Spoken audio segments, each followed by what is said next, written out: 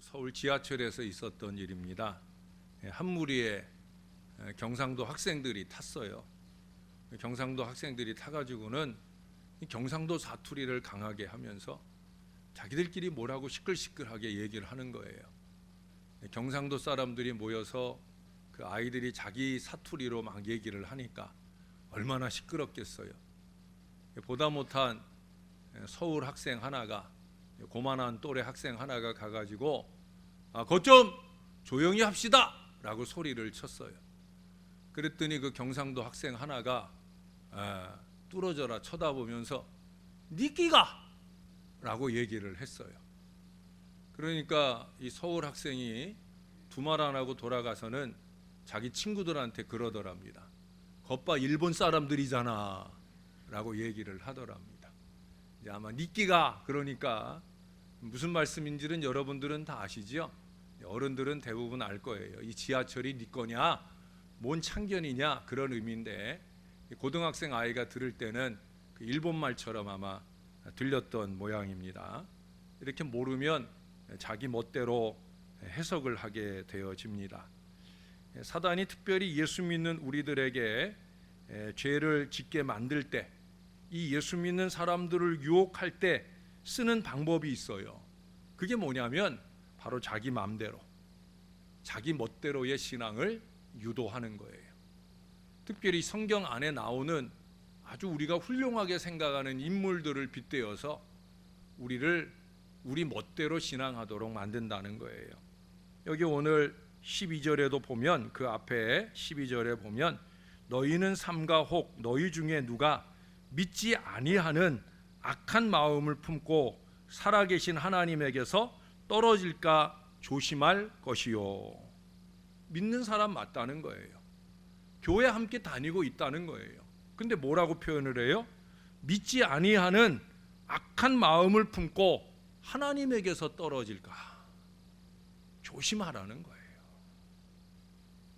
그렇게 교회를 수십 년 다녀도 그 하는 말이나 행동을 보면 믿지 아니하는 악한 마음이 품어지지 않으면 절대 나올 수 없는 말과 행동을 하게 되는데, 어떻게 그렇게 하게 되느냐? 사단이 그 마음 가운데 네 마음대로 해 라는 마음을 자꾸 넣어준다는 거예요.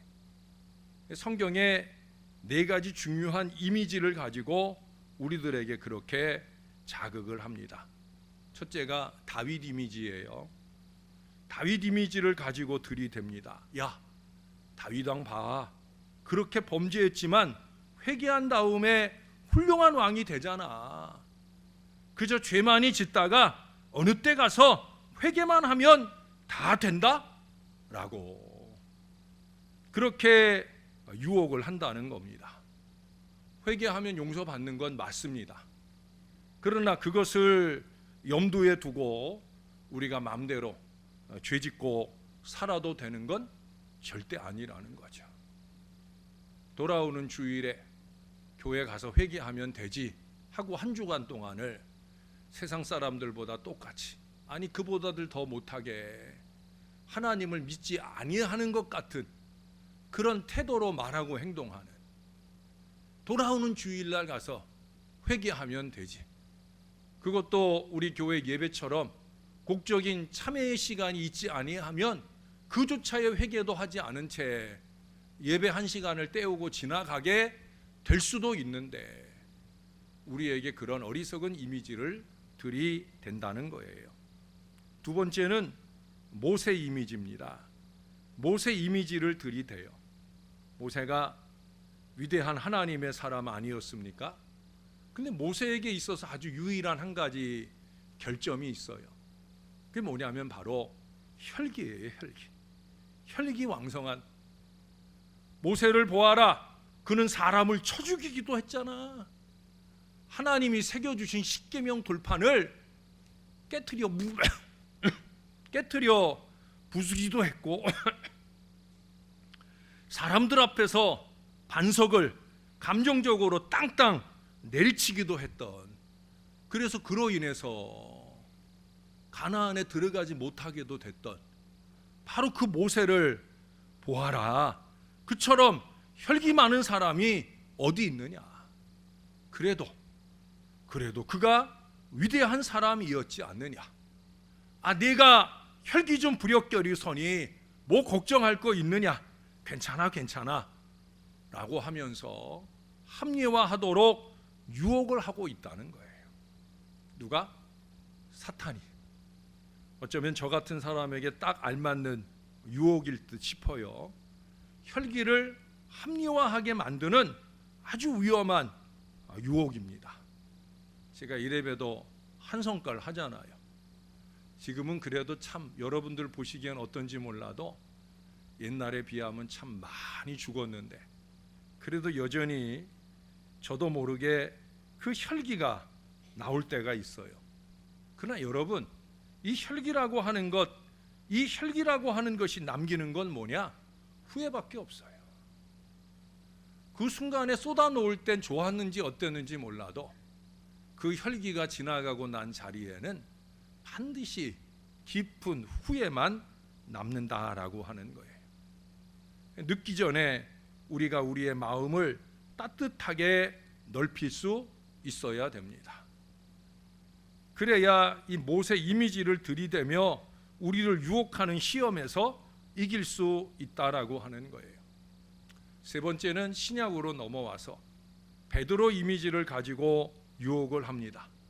베드로 봐라. 그는 예수님 기도하실 때 겟세마네 동산에서 잠만 자지 않았느냐? 예수님을 3번이나 모른다고 하지도 않았느냐? 그러나 그가 성령을 받고 나니까 그 다음에 큰 일을 하지 않았느냐? 지금은 좀 잘 때다. 지금은 좀 쉴 때다. 뭐 피곤한데 뭐 예배하러 가냐? 좀 더 쉬어라.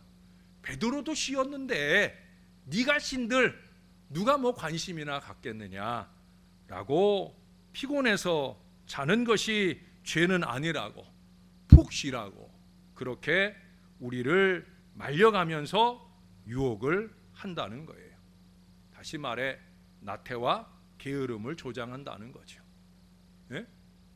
문제는 베드로처럼 성령을 통한 변화와 갱신의 기회는 맛보지 못한 채 쭉 그 게으름에 머물러 있을 것이 바로 문제가 되는 거죠. 여러분 잊지 마셔요. 게으름은 병입니다. 신앙생활에 있어서 게으름은 병입니다. 결국 그 게으름이 결정적 순간에 예수님 부인의 처참한 자리까지 나를 이끌고 갈 수 있다는 사실을 잊지 말아야 되는 거예요. 예수 잘 믿고 싶으시면 부지런해야 됩니다. 부지런해야 됩니다. 기왕이면 예수 잘 믿고 신앙하는데 부지런해야 되는 거예요. 세상에서도 세상의 일을 잘하려면 부지런해야 되지만 특별히 교회 생활을 잘하고 교회 생활도 잘하면서 가정에서나 사회에서 인정받고 살려면 남들보다 더 갑절로 부지런해야 되는 거예요. 마지막으로 가장 무서운 유혹이 있어요. 그게 뭐냐면 바울의 이미지를 들이대는 거예요. 사도 바울의 메시지를 들어봐라. 오직 믿음으로 구원을 얻는다 말하지 않았느냐? 행위는 아무 상관없어. 마음대로 살아. 이미 구원은 받아 놓은 거야. 이렇게 유혹을 해요. 예? 틀린 말은 아닐 수 있죠. 믿음으로 의롭게 된 자는 산다. 이게 바울의 메시지의 핵심이고요. 복음의 정수입니다. 우리는 믿음으로 구원받은 사람이고요. 믿음으로 천국 갈 사람 맞아요. 그러나 이 보증수표를 근거로 삶은 엉망으로 살아도 된다 하는 이 착각으로 유혹하는 일에 넘어가면 안 된다는 거예요.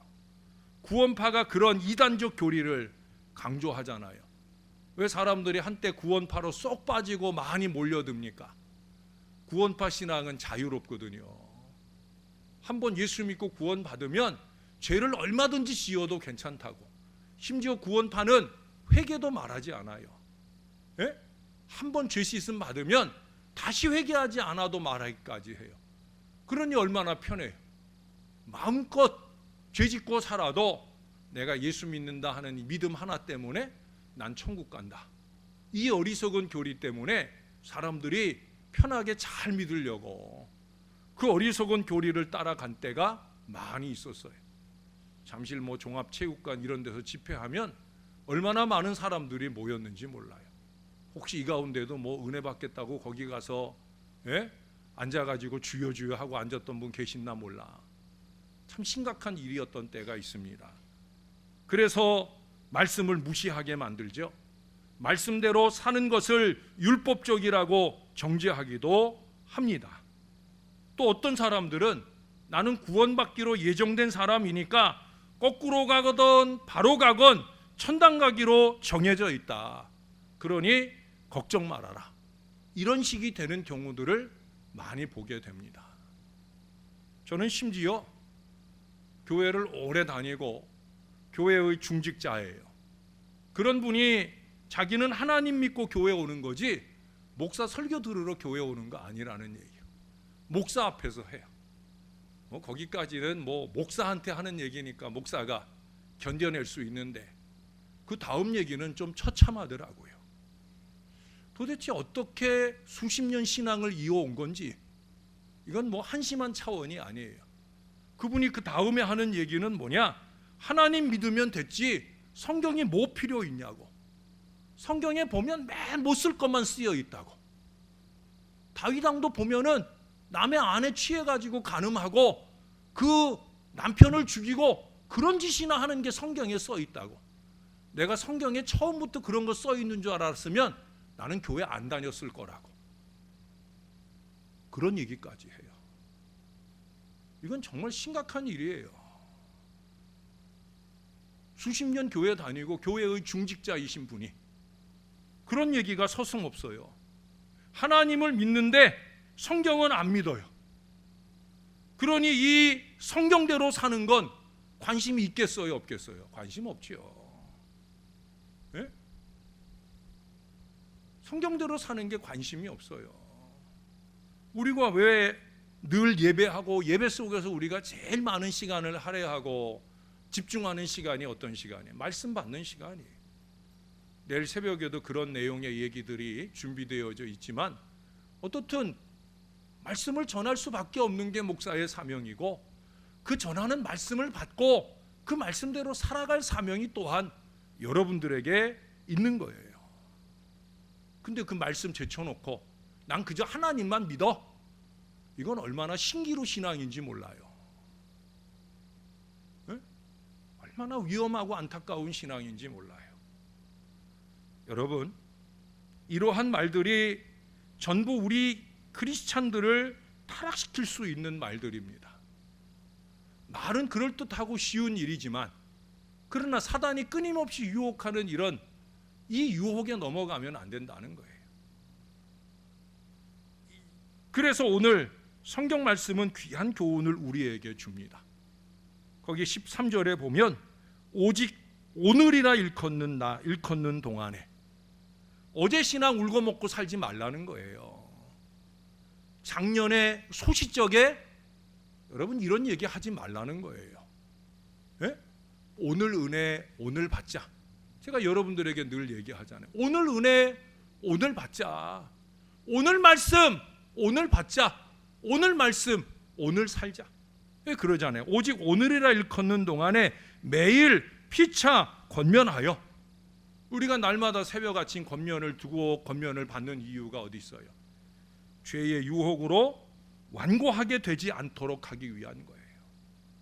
죄의 유혹으로 완고하게 되지 않도록. 이 완고하게 되지 않도록이라는 말은 그래도 좀 이렇게 뭐라고 그럴까? 부드럽게 써놓은 표현인 것 같아요. 옛날엔 뭐라고 표현했는지 여러분 혹시 기억하는 분 계셔요? 강팍해 됨을 면하라 이렇게 써 있어요. 예? 너희 중에 누구든지 죄의 유혹으로 강팍해 됨을 면하라. 옛날엔 그렇게 번역이 되어 있는데 이제 개역개정판을 번역하면서 강팍해 됨을 면하라는 말이 조금 그러니까 또 이해하기도 쉽지 않은 말이다 보니까 완고하게 되지 않도록 하라. 이렇게 바꾸어 주었어요. 근데 결국 무슨 얘기예요? 죄의 유혹으로 완고하지 말아야 된다는 거예요. 마음이 굳어지지 않도록 조심하라는 거예요. 욕심이 잉태한 즉 죄를 낳고 죄가 장성하면 사망을 낳는다 하잖아요. 욕심을 잉태하지 말아야 합니다. 죄를 반복해서 죄가 장성하면 안 된다라고 하는 거예요. 그러면 끝인 거예요. 주일에도 우리가 말씀을 들었잖아요. 예? 요한일서 5장 19절이었나요? 25절이었나요? 25절이었던 것 같아요. 정욕과 탐심을 못 박으라고, 육체의 소욕을 따르지 말라고 우리가 들었잖아요. 여러분, 마틴 루터가 한 아주 유명한 말이 있습니다. 머리 위로 지나가는 새를 막을 길은 없다. 그러나 내 머리 위에 둥지를 트는 새는 막아야 된다. 쫓아야 된다. 이런 얘기를 했어요. 사단이 툭툭 유혹의 말을 던지고 가는 것은 그냥 지나가니까 이겨낼 수 있을지 모르죠. 그러나 이미 내 안에서 사단이 자리를 잡고 둥지를 틀고 있는데 그것을 그냥 나태함으로, 게으름으로 그렇게 뭉개고 살아서는 절대로 안 된다라고 하는 거예요. 저와 여러분 앞에 크고 작은 많은 시험들이 지나갑니다. 그런 가운데서 우리가 완고하게, 강팍하게 되지 않도록 유의해야 된다는 거예요. 여러분, 이 완고하다, 강팍하다 하는 이 말은 굳어진다는 얘기예요. 결국 무엇이 굳어진다는 거예요? 죄의 습관이 굳어지는 거예요. 하나님 말씀을 무시하는 습관이 굳어지면 말씀 없어도 하나님만 믿으면 된다, 이따위 소리를 하게 되는 거예요. 수십 년 교회 다니고 교회의 지도자라는 사람이 그 말이 쉽게 나오는 거예요. 그것도 어린 신앙의 백성들 앞에서 아무렇지도 않게 그 말을 하는 이런 한심한 모습이 나오게 되어지는 거예요. 참 참담한 일이 아닐 수 없는 거예요. 여러분, 굳어지지 않도록 이 하나님의 말씀을 통해 굳어지지 않도록, 이 강팍해 된다라고 하는 것은 신학적으로 보면 결국 그래서 선택하는 거라는 거죠. 완고하게 되지 않도록 하라 하는 것은 뭐예요? 완고할 수도 있지만, 완고하게 될 수도 있지만 완고하게 되지 않을 수도 있다는 거예요. 누구에 의해서? 나 자신, 내가 선택할 수 있다는 거예요. 내가 그 유혹을 인정하고 반복적으로 습관화할 수도 있고, 아니야, 둥지를 틀려고 하지 마 하고 그 반복적 죄악의 습관을 떨쳐낼 수도 있는 거예요.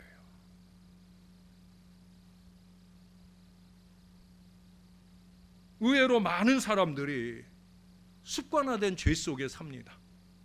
습관화된 게으름과, 습관화된 교만과, 습관화된 이기심과, 습관화된 거짓말.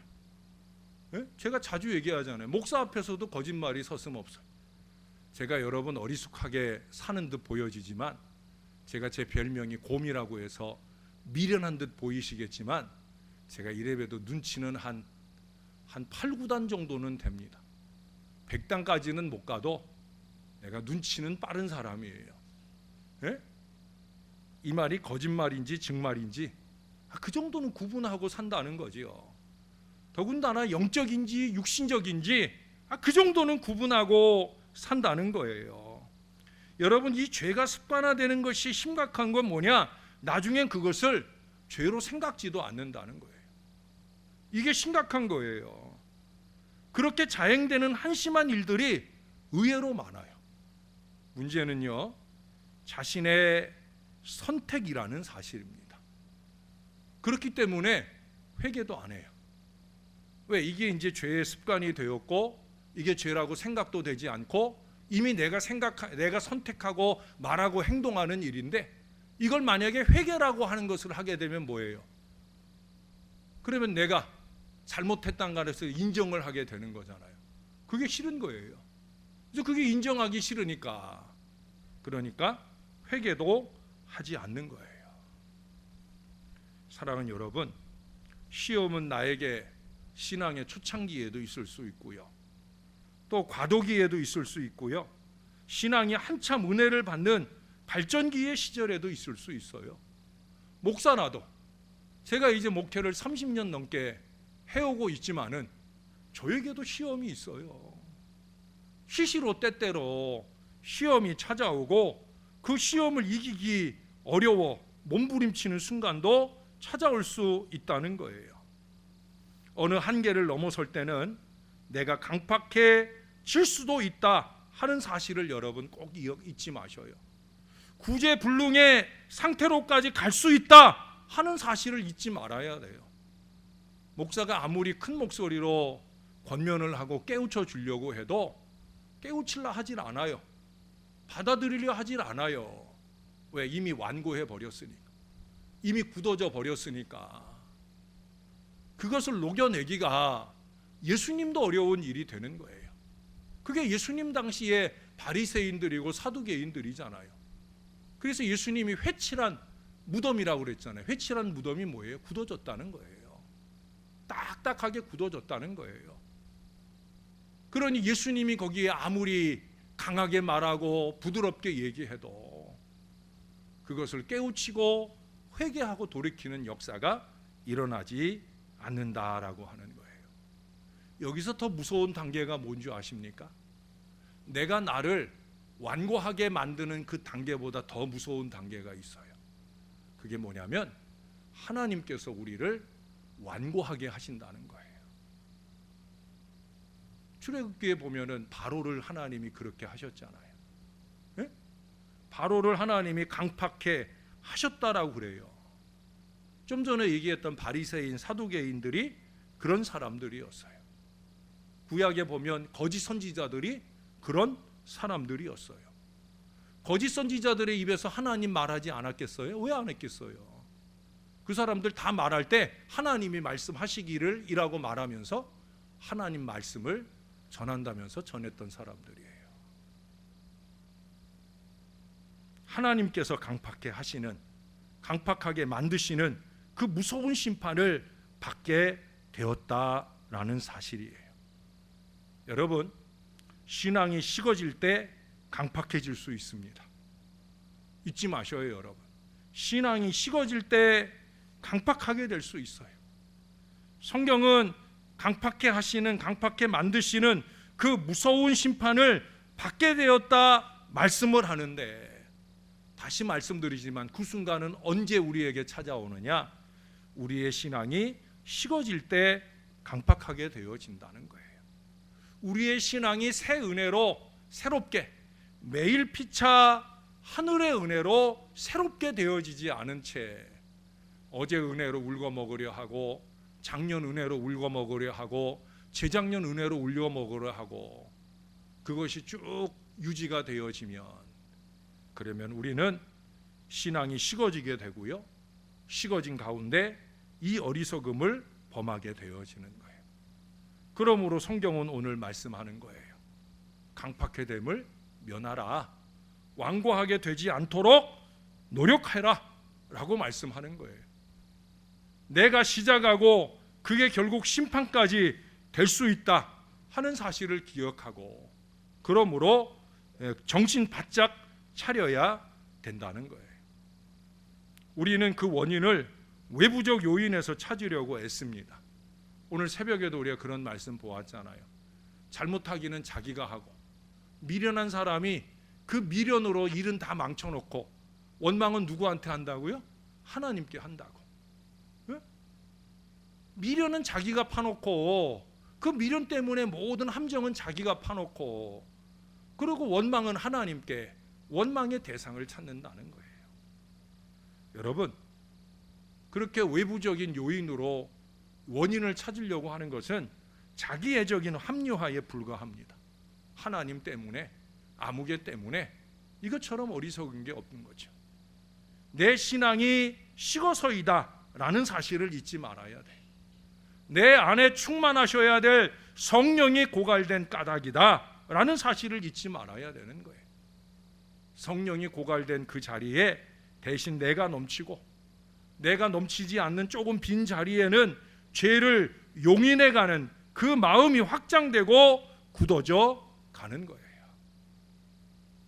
그래서 오늘 이 히브리서 기자는 14절에서 우리에게 이렇게 말씀합니다. 우리가 시작할 때에 확신한 것을 끝까지 견고히 잡고 있으면 그리스도와 함께 참여한 자가 되리라. 할렐루야.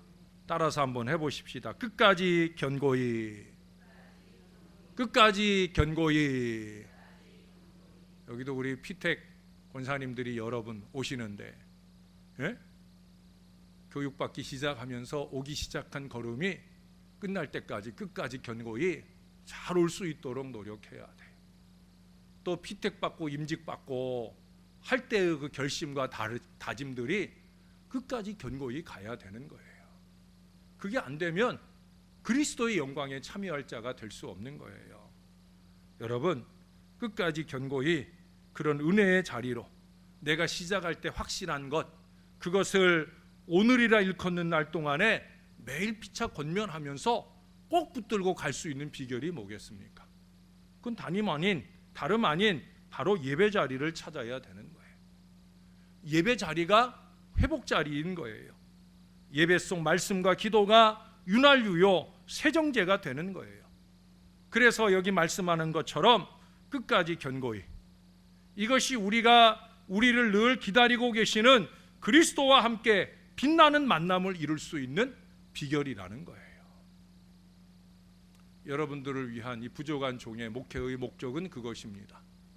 여러분들의 손을 꼭 붙잡고 끝까지 견고히 영원한 천국에 모시고 가는 거예요. 그것도 천국 가서 주님 얼굴 배우기 나 부끄러운 인생으로 가는 게 아니라 기왕이면 주님이 씌워주실 면류관 바라보며 힘있게 가는 그런 주님의 자녀들이 되어주시기를 바라는 거예요. 사랑하는 여러분, 오직 오늘이라 일컫는 날, 이 날이 우리가 은혜 받을 날이에요. 이 날이 우리가 새로워질 날이에요. 이 날이 우리가 말랑말랑해질 날이에요. 이 날이 우리가 믿음만큼은 끝까지 견고히 새롭게 할 날이에요. 그래서 제가 은혜로 시작한 일은 은혜로 끝마치자, 함께 여러분들과 나누고자 하는 거예요. 항상 그렇게 은혜로 시작해서 은혜로 끝마칠 수 있는 끝까지 견고한 하나님의 백성, 하나님의 자녀들 다 되시기를 우리의 구주 예수님의 이름으로 간절히 축원합니다. 기도하겠습니다.